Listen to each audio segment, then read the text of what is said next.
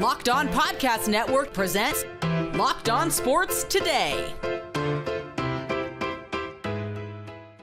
The Knicks were eager to show the Hawks the door in Atlanta. Also, the Wolves and Nuggets clashed in a hard-fought Game 6. And to everyone's disappointment, Deshaun Watson is still QB1 for the Browns. I'm Peter Bukowski, starting your day with the can't-miss stories and biggest debates in sports. You're Locked On Sports Today.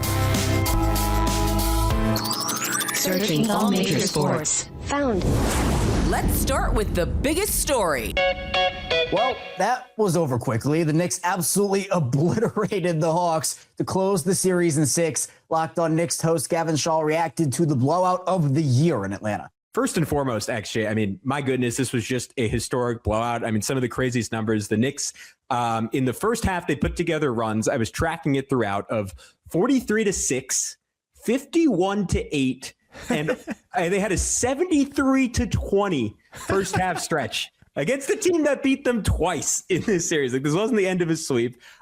They lead by as many as 61 points, 99-38 in the second half. That was the largest overall lead, if I understood ESPN's graphic correctly, in NBA playoff history. They had the largest halftime lead at 47 points in NBA playoff history. They scored the most points in a playoff game in Knicks franchise history. I'm sure at halftime, they had as many steals as the Hawks had field goals. I'm sure there's 10 other numbers we can go to sum this up, but my goodness, was this a butt whooping. Oh man, you said a bunch of them, but we're going to hear so many stats flying around about this game for the next few days. At least for me though, the place that I go, the place that my mind went first, maybe early into the third quarter, was that the final game of the regular season, the Hawks simply needed to win, and they would have secured the 5th seed. They would have played the Cleveland Cavaliers in the first round, who are struggling for their lives against the Toronto Raptors right now. But instead, they chose voluntarily to sit their starters and lose the game. I tweeted this out. If the Hawks win, they lock up the 5th seed in a matchup with the Cavs. The only way they could possibly drop to 6 and get the Knicks is if they lose. And they just made everyone a game time decision for tomorrow. Looks like they're happy to play New York in round 1. Big mistake, maybe. Big mistake. Didn't calculate that one well, did you, Atlanta? Unfortunately, people kept saying, oh, well, they just assumed Orlando would win and beat the Celtics. And so, you don't bank that. If you really think, man, we want to get the most advantageous matchup, we want to get into the best seed possible for us moving into the playoffs, you don't say, oh, we'll just assume 2 other teams are going to take care of business. You take care of business. And guess what? You still had 5 games you would have rested or 5 days you would have rested anyway, even if you played that game and won that game. And they decided to rest because they said either the Cavs and Knicks, whatever, it don't matter to us. Or they said, we'd love to play the Knicks. Either way, you messed up, buddy, and you got the BTA, unfortunately for you, because this level of embarrassment is not going to go away anytime soon. So that's the first place my mind went. Maybe I'm very petty, but that's just how I felt thinking about this game. I was like, well, you guys could have avoided this. Take that for data. Shout out to the GOAT, Dave Fizdale. I have the Dave Fizdale smile meme just blaring in my head. Right? It's still, that's amazing. Now that the Knicks are in just a objectively, if not great, a really, really good spot as a franchise, that is just one of the funniest pictures I've ever seen. I didn't think I'd be bringing it up tonight, but it takes an all-time high to bring up an all-time low. But that was a good place to start, and I bet there is some regret on the Hawks side. Obviously, they made some noise in this series, game 2, game 3, painful. And yet you look back on that and you're like, how did the Knicks lose twice to this team? And I don't know whether that should be a reflection on everything they figured out and the way they've coalesced since then, and the way Mike Brown, I'll use our favorite buzzword, has optimized pretty much every aspect of this team and how they look synergistic and complementary in a way. Like when we did a million pods, I mean, this year and even last year before you joined the pod full time, we were doing them on our own about how it just felt like this team never quite added up to the sum of their parts.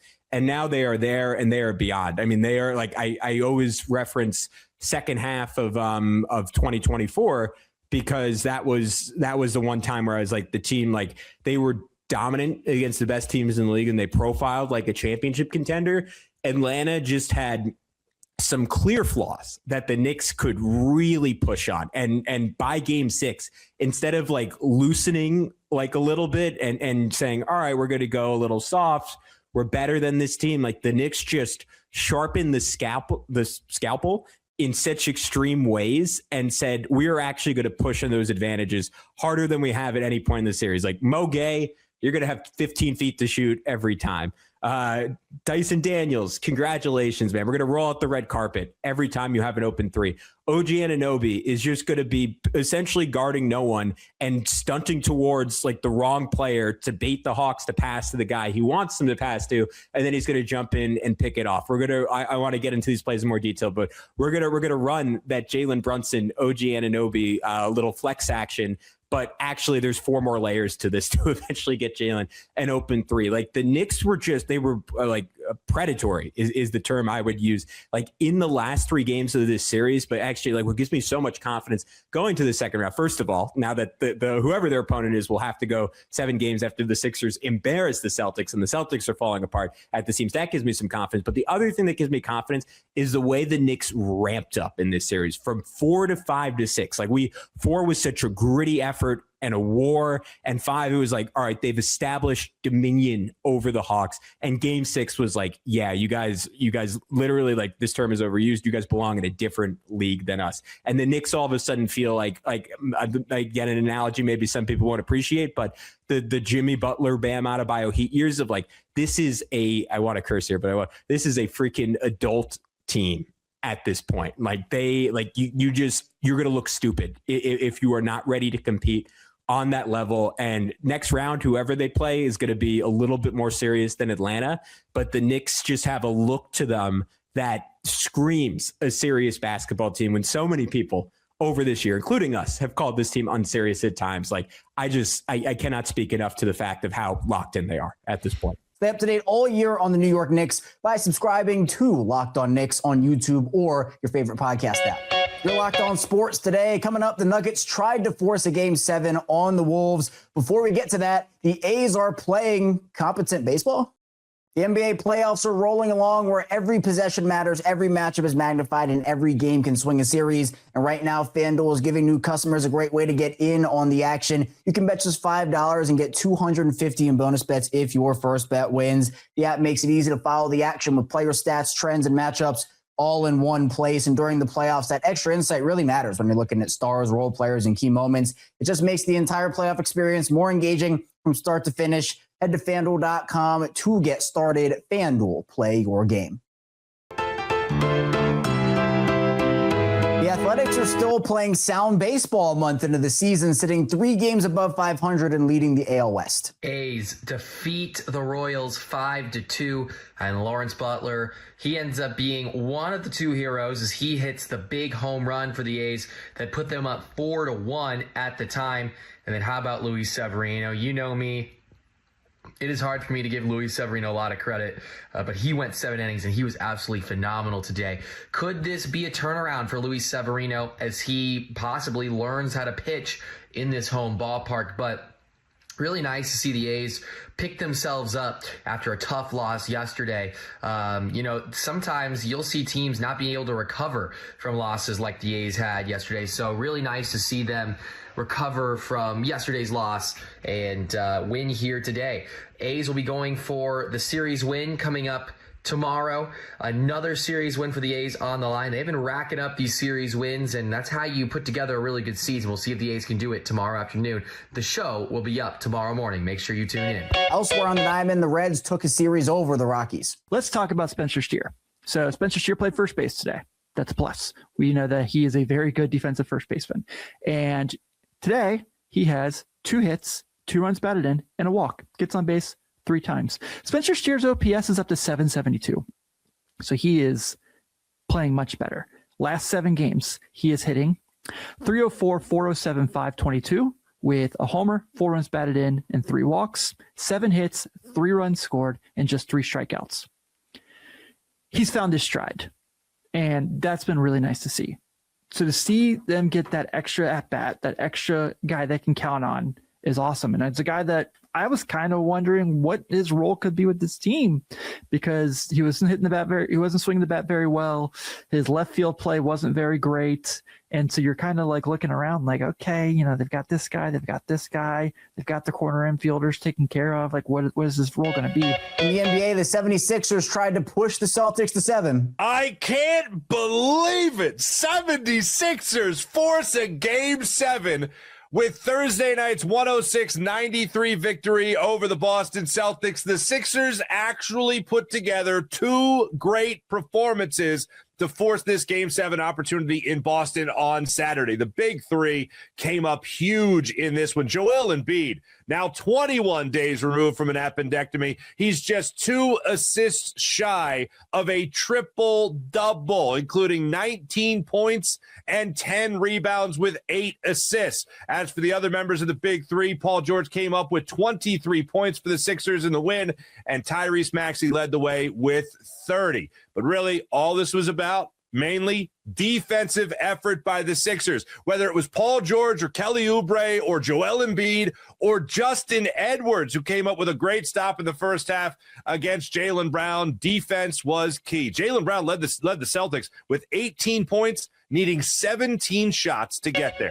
Too little, too late for Nikola Jokic and the Nuggets as the T-Wolves take Game 6 and advance to the second round. Locked On Wolves host Ben Beacon reacted to a hard-fought contest that eventually pushed the Nuggets out in the first round. Happy Friday, happy weekend. And it is the happiest of Fridays after the Timberwolves series win over the Nuggets. Obviously, a massively shorthanded Timberwolves team on Thursday night, missing 4 of their top 9 rotation guys, their best player, 2 of their starters. One of their starters who was going to start for one of the guys that's hurt was ruled out earlier in the day on Thursday. This was a phenomenal victory for the Wolves, and there are 17 angles to break down here. We're going to close by talking like some of the keys to the game I talked about yesterday were spot on. Like the Wolves did it, and the Wolves won this game. We got to start, though, by talking about Jaden McDaniels.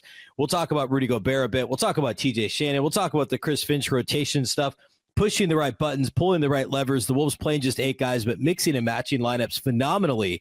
We got a lot to get to here today, but it would be a mistake if we didn't start with just some appreciation for Jaden McDaniels.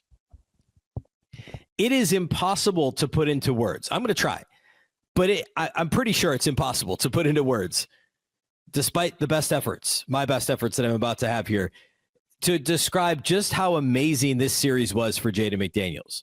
And I'm going to do a couple of bonus episodes over the week where I'm going to break down a little bit more in depth, like Jamal Murray's numbers and performance versus Jaden McDaniels in this series. But I'll tell you, it's a lot too little. Advantage Jaden McDaniels. And in this, recording this just, I don't know, a little over an hour after the win, like Jaden was just unbelievable.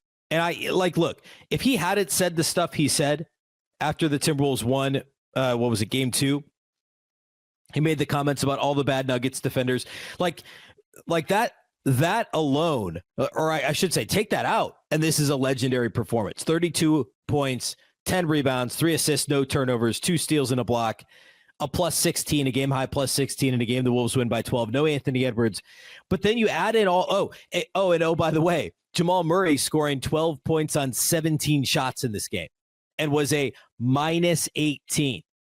There was not a player in the game that was worse than a minus 9, except for Jamal Murray, who is a minus 18. With all of that, on top of all of that, the comments where Jaden called out, 5 or 6 Nuggets players by name, saying they're all bad defenders. And then he comes out and does this. A game high 32, holds his opponent to a game worst, minus 18 and 12 points on 17 shots. That's not efficient. It's not efficient. Jamal Murray did not make a 3-pointer in this game. He only attempted 2. Just an unbelievable performance from Jaden McDaniels. Like, I'm not one prone to hyperbole. If you're a regular listener, you know that. This is on the Mount Rushmore of Timberwolves playoff performances. It just is. Obviously, Kevin Garnett, Game 7, 2004, second round Kings series. Like that one obviously leaps to mind. There's an Ant performance in there from the last couple of years. But it's up there. Just like unbelievable. Hit a couple of tough mid-range jumpers in the fourth quarter. Locked up Murray from wire to wire. And I said this on yesterday's show, he needed to be on him 85 feet down the floor, 80 feet down the floor. And he was. Also, by the way, played 45 minutes in this game.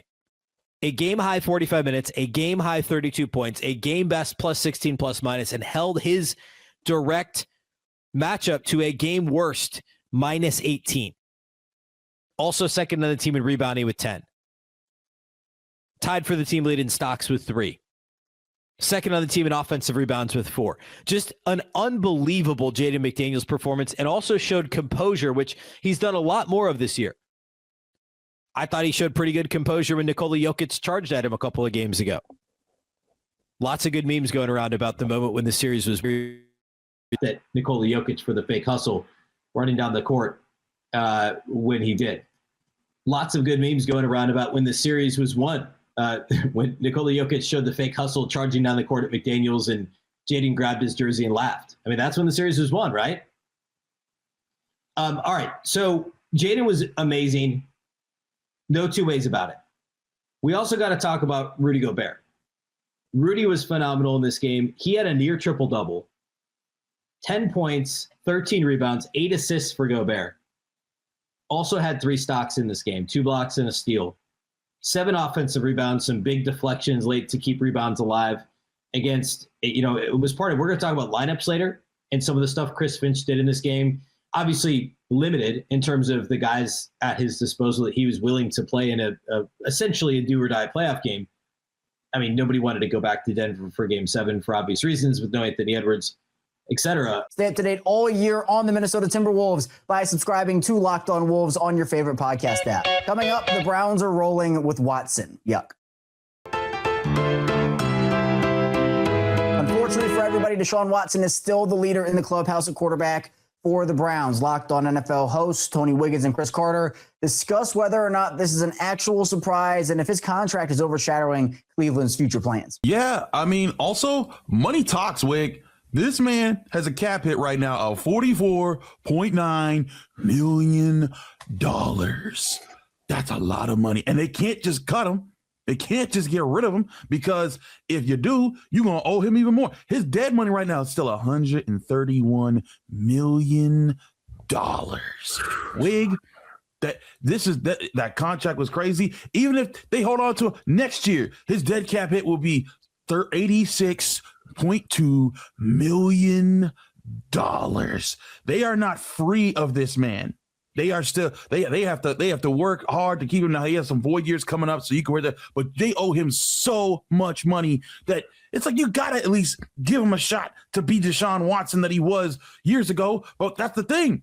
He's been years ago. It was 2024 the last time he started as a quarterback for the Cleveland Browns. And in that year, he was 1-6 as a starter.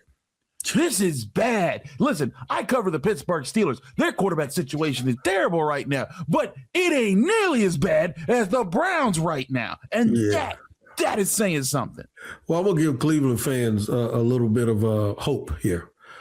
After we get done talking about Deshaun Watson, I'm going to ask you about Aaron Rodgers and what's going on there, because Chris Carter, you told me that he was going to definitely be the quarterback. And finally, what was supposed to be a get-right homestand for the Mets somehow turned into rock bottom instead. A 3-6 stretch against sub-500 teams, 17 losses in their last 20, and the worst record in baseball to start May for one of the most expensive rosters in the sport. There are moments, a hot bat here, a late lead there, but they keep slipping away, whether it's a hanging pitch or a lineup gamble that doesn't land. At this point, it's less about fixing one thing and more about stopping the bleeding, because right now, even the easy part of the schedule isn't saving them. Coming up, the Lakers got to finish the job, man. The Rockets have already hung around for too long. So at least until tomorrow, stay locked on sports today. Locked On Podcast Network presents Locked On Sports Today.